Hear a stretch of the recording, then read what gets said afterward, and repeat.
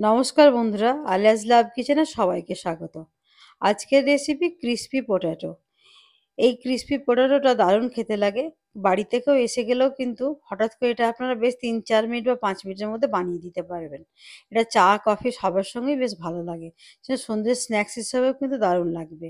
এটা একবার বানিয়ে দেখতে পারেন। বাইরেটা বেশ মুচমুচে হয়, আলুটাও কিন্তু বেশ খেতে মুখরোচক লাগে।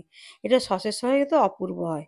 এটা বানানোর জন্য আলুগুলো প্রথমে এরকম পিস পিস করে আমি কেটে একটু ধুয়ে নিয়ে একটু শুকিয়ে নিয়েছি কাপড়ের মধ্যে রেখে, যাতে জলটা প্রয়োজন মানে শুকিয়ে যায়, যাতে কোনো রকম এর গায়ের মধ্যে জল না থাকে। এরপর এটা বানানোর জন্য একটা ব্যাটার তৈরি করতে হবে। সেই ব্যাটারটার জন্য আমি একটা বোলের মধ্যে নিয়ে নিলাম ১ কাপ ময়দা।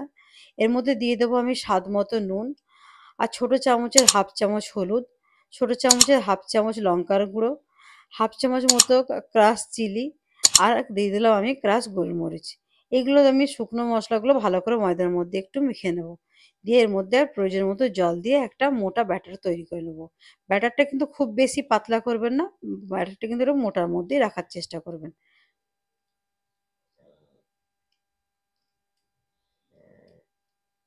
মোটামুটি ব্যাটারটা আমার আস্তে আস্তে জল দিয়ে গুলতে গুলতে হয়ে যাবে। ওই ব্যাটারটা এইভাবেই দেখুন, আপনাদের আমি প্রথম থেকে শেষ পর্যন্ত দেখিয়ে দিচ্ছি যে কিভাবে এটা ব্যাটারটা থাকবে। সেরকম মতো ব্যাটারটা আপনার এই দেখুন, এরকম মতো ব্যাটারটা রাখবেন। এর থেকে বেশি কিন্তু পাতলা করবেন না, তাহলে ওপরে কিন্তু আলুর কোটিংটা হবে না। এরপর একটা একটা করে এর মধ্যে ডিপ করে আমি আর পটেটোগুলো ভেজে ফেলবো। দেখুন একটা একটা করে এর মধ্যে আমি দিয়ে দিচ্ছি। এর মধ্যে ভালোভাবে জিনিসগুলো কোটিংটা হয়ে যাবে। এর মধ্যে কোটিংটা হয়ে গেলে তেলটাও লো হিটে থাকবে, খুব বেশি তেলটা গরম করবেন না। এরকম অবস্থাতে আমি তেলের মধ্যে একটা একটা করে দিয়ে দেবো। এর মধ্যে কয়েকটা আমি দিয়ে দিচ্ছি। এর মধ্যে দিয়ে দিয়ে আপনাদের একদম গ্যাসের আঁচটা কিন্তু একদম সিম করে রাখবেন, নাহলে আলুগুলো কিন্তু সেদ্ধ হবে না। যেহেতু আলুগুলো কাঁচা, সেইজন্য একদম কম হিটে এটা প্রথমে ভেজে নেবেন। যখন ২-৪ মিনিট হয়ে যাবে বুঝতে পারবেন, আপনারা দেখুন টুকটাক রান্না তো সবাই করেন, যে হ্যাঁ, আলুটা এরপর আমার সেদ্ধ হয়ে যেতে পারে। তখন একটু গ্যাসটার ফ্লেমটা বাড়িয়ে একটু লাল করে নেবেন।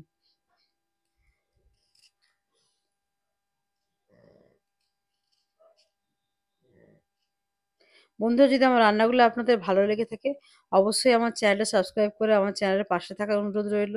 পাশে থাকা বেল নোটিফিকেশনটা অবশ্যই অন করে দেবেন, যাতে আমার আপলোড করা যেকোনো ভিডিও সবার প্রথমে আপনাদের কাছে পৌঁছে যেতে পারে। ভিডিওগুলো আপনারা লাইক, শেয়ার করবেন। কিছু জিজ্ঞাসা থাকলে অবশ্যই কমেন্ট করবেন।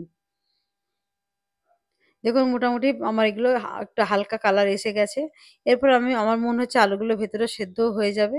এরপর আমি একটা গ্যাসের ফ্লেমটা বাড়িয়ে নেব। এরকম মতো একটা লাল কালার আমি বেশ হয়ে গেছে দেখুন, একটা গোল্ডেন কালার এর মতো। এরপরে আমি এগুলো কিন্তু তুলে নেব। আমার এটা মোটামুটি হয়ে গেছে। আমি এরপরে আস্তে আস্তে এগুলো তেল থেকে ছেঁকে তুলে নেব। এর থেকে বেশি আমি লাল করব না। আমার রান্নাটা আজকে এখানেই শেষ হলো। আপনারা ভালো থাকবেন, সুস্থ থাকবেন। ফিরে আসবো এরপরে একদিন অন্য কোনো ভিডিও নিয়ে।